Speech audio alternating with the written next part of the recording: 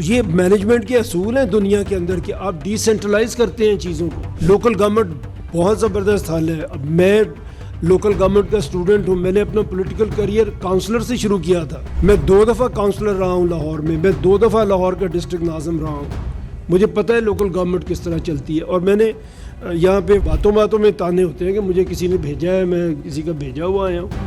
میں نے پہلی کتاب لکھی تھی نئے صوبوں کے اوپر 2008 میں, جب لوکل گورنمنٹ سسٹم ختم کر دیا گیا تھا. اور ہم تو بات کرتے ہیں کہ 2008 تک وہ چلا تھا, وہ 2008 تک نہیں چلا تھا. ایکچولی جب پہلا الیکشن ہوا تھا, پولیٹیکل گورنمنٹ آ گئی تھی, تو سب سے پہلے سارے صوبوں کی پولیٹیکل گورنمنٹس نے سب سے پہلے لوکل گورنمنٹ آرڈیننس میں امینڈمنٹس کی تھی. اور پنجاب کے اندر 99 امینڈمنٹس ہوئی تھی, اور ناظم کو بالکل فارغ کر کے ایک طرف بٹھا دیا تھا. تو کتنا چلا تھا وہ سسٹم؟ 1.5 سے 2 سال تک چلا تھا, 8 سال نہیں چلا تھا. اور ہم نے کبھی چلنے نہیں دیا لوکل گورنمنٹ سسٹم کو. آپ کی پولیٹیکل ایلیٹ کبھی چلنے نہیں دے گی اس کو.